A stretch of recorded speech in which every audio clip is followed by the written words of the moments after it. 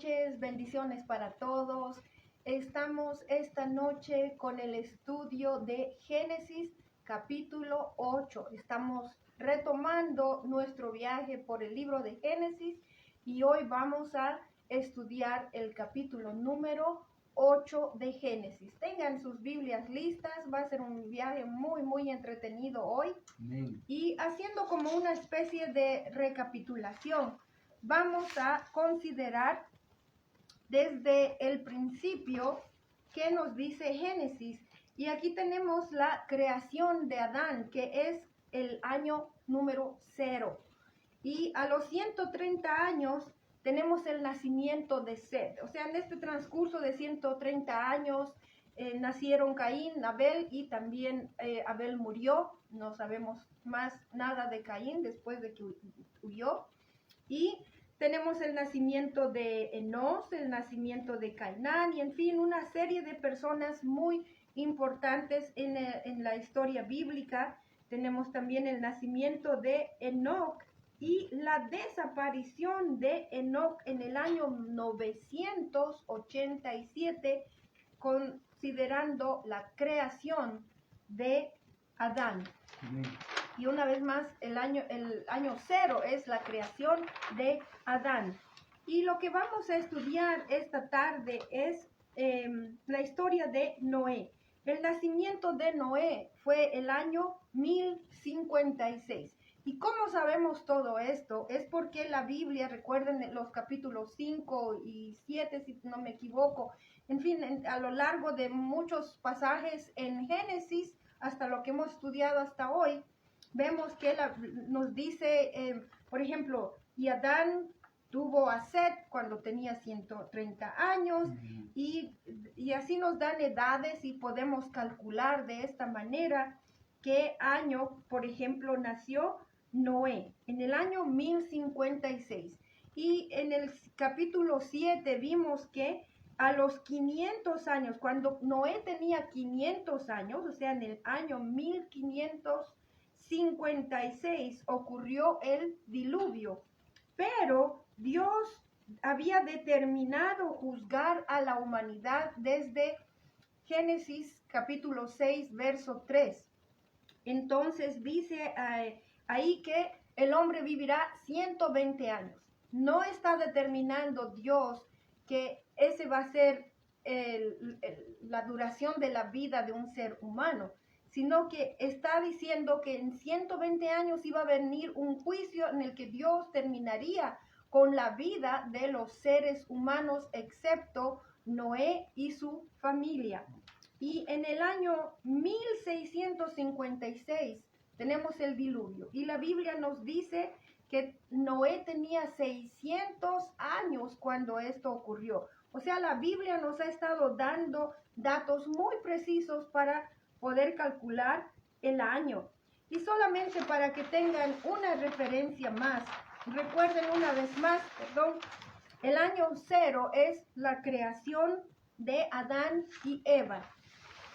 El año 1556 es el diluvio, y más o menos en el año 4000 es el nacimiento de nuestro Señor Jesucristo. Esto es solamente en referencia del año 0, la creación de Adán y Eva. Esta noche en el capítulo 8 vamos a retomar lo que la Biblia nos cuenta acerca de el diluvio. Y como les dije, vamos a tomarlo desde que Noé comienza a construir el arca. El día que Dios decidió hacer un juicio contra la humanidad y determinó que serían 120 años hasta el diluvio. Entonces, 1536, Noé comienza a construir el arca. En el capítulo 7 vimos que los animales llegaron, o sea, Dios trajo a los animalitos al arca, entraron al arca de Noé. Y 7 días después nos dice el capítulo 7, en el año 1056, empezó el diluvio. Y la Biblia nos da más detalles y dice, fue en el mes segundo, a los 17 días del mes del año 600 de la vida de Noé, es que empezó a llover sin parar. Eso lo vimos en el capítulo 7, si lo recuerdan. Entonces dice la Biblia también que llovió sin parar por 40 días y 40 noches. Entonces, a los 40 días después de que empezó a llover, la lluvia paró, se detuvo. Pero a lo que vamos a seguir leyendo Génesis, vamos a ver cómo seguimos avanzando.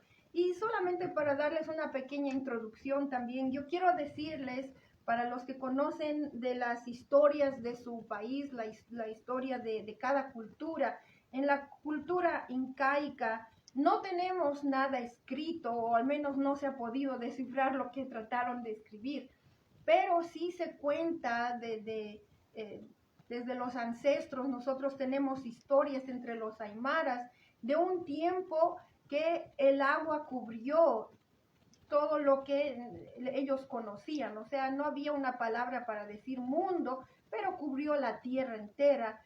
Y es una historia que muy pocos la conocen. Otra vez, en los libros de historia no están escritos, pero yo sí recuerdo escuchar a algunas personas hablar de un diluvio que cubrió todo lo que era el territorio antes de los incas. Y existe evidencia.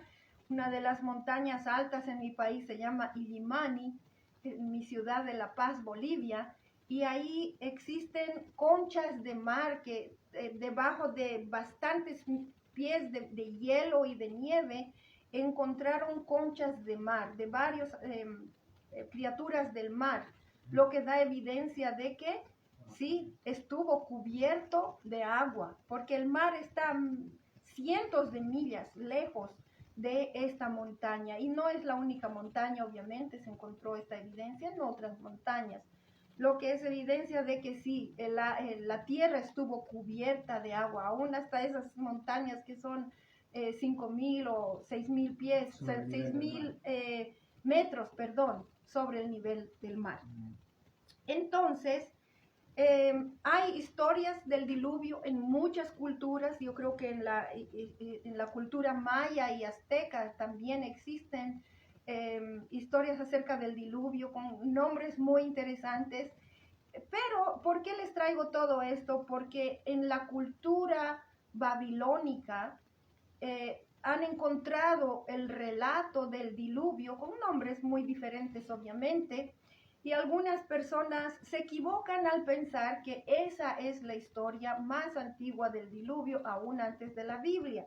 ¿Por qué digo que se equivocan? Porque la Biblia se escribía en cueritos de corderitos. Entonces, es por eso que constantemente se tenía que volver a escribir la Biblia. Todo el tiempo se escribía la Biblia, primeramente en cueritos de animales, como les digo, cueritos de corderos, y muchos años después, tal vez por la influencia de los egipcios, se empezó a escribir en papiros. Pero el papiro es una hojita de una planta muy fuerte, pero no aguanta muchos años. Entonces, igual, se tenía que volver a escribir, y las cosas más antiguas que se han encontrado no son tan antiguas como los documentos que se han encontrado de los babilonios. ¿Por qué? Porque los babilonios lo escribían en lodo, en placas de lodo, de arcilla. Entonces ahí, cuando estaba fresco, lo escribían y se secaba, y obviamente eso sí se va a preservar por cientos de años. Si no se rompe, se preserva por miles de años. Entonces, no es correcto pensar que el relato de los babilonios sea más antiguo que el relato de la Biblia. Simplemente ellos utilizaron métodos que se han preservado mucho más tiempo que los métodos que usó el pueblo de Israel para escribir la palabra de Dios. Y Dios quiera que esto sea una aclaración para muchas personas, especialmente estudiosos de la Biblia. Pero vamos entonces considerar por qué Dios mandó el diluvio. Fue a causa del pecado y la maldad de la humanidad, del ser humano.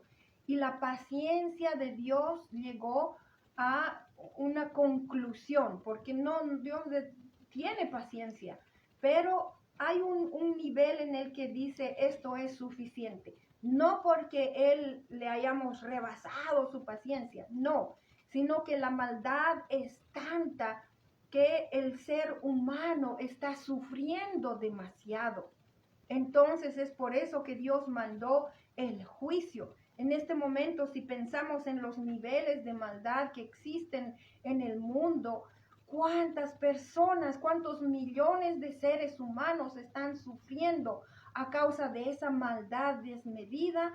Y Dios también en este tiempo, o no, bueno, no diré este tiempo, pero muy pronto enviará un juicio para concluir con este nivel de maldad.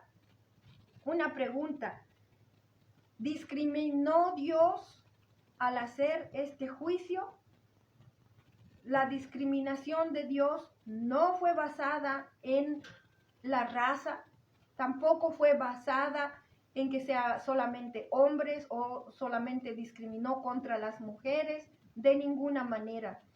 Pero Dios sí discrimina y Dios el juicio de Dios cayó haciendo una distinción de quién estaba siendo juzgado y quién no. En este caso, Él solo encontró un hombre justo con su familia y Él fue Noé. Y es por eso que solamente estas 8 personas son las que se libraron de este castigo. Entonces, vemos que de esta conclusión del juicio, en este capítulo vemos que hay una comunión con ese pequeño grupo de personas que Dios salvó. Y no se puede decir que es porque Dios haya encontrado un favoritismo hacia Noé o una preferencia, tal vez porque es más bonito. No, de ninguna manera. Hay 3 cosas que Dios encontró en Noé y de esto nos habla la Biblia desde el capítulo 7, si no me equivoco, o desde el capítulo 6, perdón. Dios encontró 3 cosas en Noé. Noé caminó con Dios. En otras palabras, diariamente en su vida, Noé tenía comunión con Dios. Amén. Y andó rectamente delante de Dios. Amén. Lo segundo que vemos en Noé es la obediencia que él tuvo hacia Dios. En todo lo que Dios le dijo que hiciera, vimos que la Biblia dice, y Noé obedeció a Dios. Eso lo vimos desde el capítulo 6. Y lo tercero también es que Noé le creyó a Dios en todo lo que Dios le dijo. Dios le dijo, va a venir una lluvia, va a venir este diluvio, y tal vez Noé no entendía porque no había existido lluvia hasta entonces, pero le creyó a Dios y se preparó, se movilizó, actuó en obediencia. Entonces, con toda esta introducción, vamos a empezar el estudio del capítulo 8 de Génesis. Génesis 8, verso 1 dice, se acordó Dios de Noé y de todos los animales y de todas las bestias que estaban con él en el arca, e hizo pasar Dios un viento sobre la tierra y disminuyeron las aguas. Y se cerraron las fuentes del abismo y las cataratas de los cielos, y la lluvia de los cielos fue detenida. Y las aguas decrecían gradualmente de sobre la tierra, y se retiraron las aguas al cabo de 150 días. Y reposó el arca en el mes séptimo, a los 17 días del mes, sobre los montes de Ararat. Y aquí tenemos, como dijimos antes, los animalitos, o sea, vamos a empezar otra vez, de que Noé empezó a construir el arca. Después, los animalitos llegaron, Dios los trajo y entraron al arca. 7 días después de que los animales habían entrado al arca, Dios cerró el arca. ¿Se acuerdan? En el capítulo 7 hablamos al respecto. Y eso ocurrió en el año 1656. Y dice, en el segundo mes, a los 17 días del mes, en el año 600 de la vida de Noé. Y llovió por 40 días y 40 noches sin parar.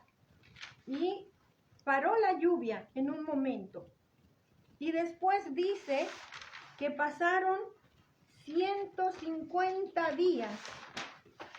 Está un poquito difícil deslizar, perdónenme. Pero a los 150 días, dice en el mes 10º. Ok, vamos a pasar un poquito más entonces. Aquí estamos. El arca reposó sobre el monte Ararat. En el 7º mes, a los 17 días del 7º mes, el arca reposó en el monte Ararat. Y lo que quiero decir en el verso 1 dice, Dios se acordó. Y no es porque se hubiera olvidado. Esa palabra se acordó no quiere decir simplemente que, oh, se me olvidó esto y me acordé en ese momento. No es como nosotros entendemos, sino que quiere decir que Dios pensó en Noé, en su familia, en los animales, en el arca, para actuar en favor de ellos. Esa aclaración es importante hacerla. Entonces, vamos a seguir leyendo. Entonces dice, sucedió que al cabo de 40 días abrió Noé la ventana del arca que había hecho y envió un cuervo, el cual salió y estuvo yendo y volviendo hasta que las aguas se secaron sobre la tierra. O sea, el arca se posó en el monte y en el 10º mes, después de los 150 días, dice, las aguas del diluvio prevalecieron por 150 días. Y después dice, oh no, eso va a ser más adelante, pero vamos a seguir leyendo. Entonces envió un cuervo. Sí, aquí está, perdón. Aquí dice, en el 10º mes se descubrieron las cimas de los montes. Es que mi versión está un poquito diferente. Entonces, sucedió a los 40 días, o sea, de ese momento que se descubrieron las cimas de los montes, ya se podía ver la punta de los montes, pasaron 40 días más y Noé envió al cuervo. Y envió un cuervo, al cual salió y estuvo yendo y volviendo hasta que las aguas se secaron sobre la tierra. El verso 8 dice, envió también de sí una paloma para ver si las aguas se habían retirado de sobre la faz de la tierra. Recuerden solamente que el cuervo no volvió. No dice que haya vuelto. Y el verso 9 dice, no halló la paloma donde sentar la planta de su pie y volvió a él al arca, porque las aguas estaban aún sobre la faz de toda la tierra. Entonces él extendió su mano y tomándola, la hizo entrar consigo en el arca. Entonces estamos en esta parte, envió al cuervo y a la paloma y esperó aún otros 7 días y volvió a enviar la paloma fuera del arca. Entonces esperó 7 días, Noé envió a la paloma por segunda vez. Y la paloma volvió a él a la hora de la tarde, y he aquí que traía una hoja de olivo en el pico, y entendió Noé que las aguas se habían retirado de sobre la tierra. Y aún esperó otros 7 días, y envió la paloma, la cual no volvió ya más a él. O sea, aquí están 7 días más. Noé envió a la palomita por tercera vez y esta vez la paloma ya no regresó. Y Lo que quiero decir también acerca de la paloma y del cuervo, tienen un significado. Y los cuervos se alimentan de carroña. Carroña es los animales que han muerto y ya están hasta pudriéndose. Eso es lo que se alimenta también el cuervo. El cuervo es un animalito de carroña. Por eso no es un animal como para ofrecérselo de sacrificio a Dios. En cambio, la paloma sí. El cuervo también se posa en cualquier cosa, en cualquier lugar. No importa si es sucio, si es limpio, si está mojado. Entonces, ahí dice la Biblia que fue de un lado al otro y ya no regresó. No, la Biblia no nos dice que haya regresado, pero la Biblia tiene cuidado en decirnos que la palomita sí regresó. Y en cuanto a este cuervo, cuando yo preparé esta lección quería entender qué es esto del cuervo y la palomita. Tiene que tener algún otro significado más. Y es que hay personas que, sin querer ofender a nadie de ninguna manera, pero son como el cuervo, que se mantienen cerca de la iglesia, pero no son parte de ella. Entonces, no están verdaderamente dentro de la iglesia y no hay un verdadero compromiso con la iglesia. En cambio, la paloma dice, fue enviada y la palomita regresó porque no encontró dónde posarse. Y miren cuán dócil fue esta palomita, que todo lo que Noé tuvo que hacer era extender sus manos y la palomita se entregó en las manos de Noé. Y es así verdaderamente como nosotros también deberíamos de ser con el Espíritu Santo de Dios, que tenemos que estar dentro de la iglesia, tenemos que estar dentro del arca de Dios y entregarnos de esa manera a la obra del Espíritu Santo en nuestras vidas. Con qué docilidad y cuán acostumbradita debió estar la palomita a estar con Noé, que se entregó en sus manos de Noé y él la llevó hacia adentro. ¿A dónde? ¿A quién nos guía el Espíritu Santo? Nos guía a Dios, nos guía a estar dentro de la cobertura total, la protección total de Dios. Es por eso que les invito, seamos dóciles, humildes, mansas como esta palomita. Amén. Que el mejor lugar donde podemos estar verdaderamente es dentro de la iglesia, ser parte del cuerpo de Cristo, hoy más que nunca, porque Cristo viene por su iglesia. Amén. No por las personas que están fuera de la iglesia o se están manteniendo al margen de la iglesia. No hagamos esto, hermanos, hermanas, amigos, amigas. Busquemos una iglesia donde verdaderamente nos sentamos seguros espiritualmente, donde estemos creciendo, donde estemos sirviendo a Dios como Él espera que cada persona que creemos en Dios lo debemos de hacer. Entonces vemos que en la segunda vez que la palomita volvió al arca, traía una ramita de olivo. Y esto nos ayuda a entender de que después de haberse pasado todo el día fuera del arca, esta palomita regresó y trajo una ramita de olivo que es un símbolo de paz. En otras palabras, esta palomita, ¿por qué la dibujamos con el ramito de oliva y lo usamos como símbolo de paz? Porque de esa manera Noé recibió esa paz, de que ya todo este diluvio estaba cesando, estaba llegando a su fin e iban a poder volver a la tierra seca. De esa manera nosotros, los creyentes, debemos de ser como esta palomita, ser mensajeros, mensajeras de paz en un mundo que está verdaderamente empezando a entrar bajo el juicio del Dios divino y santo. Entonces, estamos viendo, vamos a continuar con el capítulo 8. Nos quedamos en el verso 12. Vamos a continuar con el 13. Y dice, y sucedió que en el año 601 de Noé, en el mes primero, el día primero del mes, las aguas se secaron sobre la tierra, y quitó Noé la cubierta del arca y miró, y he aquí que la faz de la tierra estaba seca. Y en el mes segundo, a los 27 días del mes, se secó la tierra. O sea, vamos a ver esta parte. Aquí estamos en el año 601 de la vida de Noé.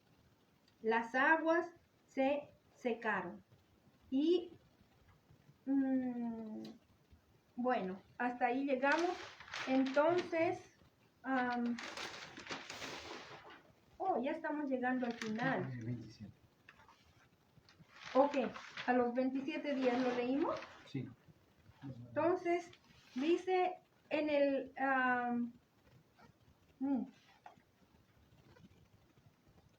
o sea, había cumplido Noé ya 601 años, había pasado un mes y 27 días más. Entonces, estamos en esta parte, en el versículo 13, y dice, Noé abrió el arca y ya estaba seca la tierra. Verso 15, entonces habló Dios a Noé diciendo, sal del arca tú y tu mujer y tus hijos y las mujeres de tus hijos contigo. Todos los animales que están contigo de toda carne, de aves y de bestias y de todo reptil que se arrastra sobre la tierra, sacarás contigo y vayan por la tierra y fructifiquen y multiplíquense sobre la tierra. Imagínense, Dios habló a Noé para decirle que salgan del arca. Primero su familia y después los animalitos que Dios había dirigido para que entren al arca. Entonces la tierra ya estaba seca y se puede decir en un sentido figurado, ya estaba limpia. Entonces vamos a continuar, que dice el verso 18. Entonces salió Noé y sus hijos, su mujer y las mujeres de sus hijos con él. Todos los animales y todo reptil y toda ave, todo lo que se mueve sobre la tierra, según sus especies, salieron del arca. Verso 20 dice, y edificó Noé un altar a Jehová, y tomó de todo animal limpio y de toda ave limpia, y ofreció holocausto en el altar. Amén. ¿Qué son los animales limpios? Son pocos. Básicamente son la vaca, la cabra, la oveja y la paloma. Son, se dicen animales limpios porque son animales mansos, son animales que son fáciles de domesticar, se los ha domesticado desde el principio. Acuérdense que Abel, el hijito de Adán y Eva, era pastorcito. Ya se había empezado a criar animalitos entre los seres humanos y la ovejita fue la primera. Entonces, en el verso 21 dice, y percibió Jehová olor grato, y dijo Jehová en su corazón, no volveré más a maldecir la tierra por causa del hombre, porque el intento del corazón del hombre es malo desde su juventud. Ni volveré más a destruir todo ser viviente como he hecho. Esto quiere decir solamente en el sentido de que Dios nunca más va a destruir a la tierra ni a la humanidad con agua, como fue con el diluvio. Pero sabemos desafortunadamente que a causa de esta maldad que dice el intento, la intención del corazón del hombre es malo desde su juventud, a causa de esa maldad en el corazón del ser humano, Dios va a traer un último juicio sobre la humanidad. Yo ruego al Señor que todos nosotros seremos librados de esto y vamos a estar más bien en el cielo, en la presencia de nuestro Dios. Dios tiene una salida para nosotros. todo lo que tenemos que hacer es creer en el Señor Jesucristo, confesarlo como nuestro Señor, como nuestro Salvador, Amén. entregarnos a la obra y al poder y la gracia del Espíritu Santo. Esto quiere decir ser como la palomita, rendirnos totalmente, negarnos a nosotros mismos y permitir que el Espíritu Santo haga una obra en nosotros para que seamos aceptos delante de Dios, para entrar en su reino, para entrar en su presencia, porque la Biblia dice, nada inmundo entrará a la presencia de Dios. Para terminar, bueno, ahí tenemos especificaciones bien claras acerca de lo que Dios espera de las cosas que debemos de sacrificar, pero hoy en día el sacrificio que Dios espera de nuestra parte son palabras de alabanza y de gratitud a Dios. ¿Será muy difícil hacer esto hoy en día? No, sí, yo reconozco que puede ser algo difícil. ¿Por qué? Porque nosotros estamos muy mal acostumbrados a quejarnos, a chismear, a murmurar, a hablar mal de otras personas. Todo lo que sale de nuestra boca es lo que está inspirado desde la inmundicia de lo que hay en nuestro corazón. Es por eso que el sacrificio de hoy es labios limpios que lo alaben y lo adoren. La alabanza y la adoración no son las canciones que voy a cantar con tal cantante, con tal adorador o con tal hermano que tiene tantos discos o grabaciones. Esa no es la alabanza que Dios pide, porque muchas veces esta alabanza es solamente que toca las emociones. Dios quiere que lo alabemos con un corazón puro, con labios limpios y con tus propias palabras. Alaba a Dios. Es así como Dios quiere en este tiempo que lo alabemos en espíritu y en verdad. Amén. Vamos a terminar con el verso 2. Dice, mientras la tierra permanezca, no cesarán la sementera y la siega, el frío y el calor, el verano y el invierno, y el día y la noche. Algunas personas dicen que porque esta escritura está ahí, quiere decir que el mundo siempre va a existir. Como es en este momento que hay las estaciones y todo eso, no, de ninguna manera no podemos interpretarlo así. Dice, mientras la tierra permanezca, o sea, nos da ya a entender que va a haber un final, una conclusión para todo esto. Mientras tanto, podemos contar con la fidelidad de Dios, que lo vemos expresado en nuevas estaciones, nuevos periodos, uno para descansar, otro para trabajar, la noche para descansar, el día para trabajar, el verano para trabajar y que la tierra produzca, el invierno para trabajar de otra manera y que la tierra que descanse. Y dice la sementera y la siega, o sea, el tiempo de sembrar, el tiempo de cosechar. Dios nos da nuevas oportunidades, en sí puedo decir cada día, pero también con cada estación, con cada cambio de estación, Dios nos da nuevas oportunidades para que dejemos el pasado atrás y empecemos de nuevo. Acabamos de empezar un año, que Dios nos permita que este sea un nuevo empezar para muchos de nosotros, un nuevo empezar, especialmente procurando buscar la presencia de Dios en nuestras vidas, procurando encontrar la santidad que Dios exige en cada uno de nosotros, que no seamos como estas personas que han encontrado el juicio de Dios a causa de la maldad en su corazón, que seamos más bien personas humildes, que hemos sido tocados por el Espíritu Santo de Dios. Que Dios les bendiga esta noche.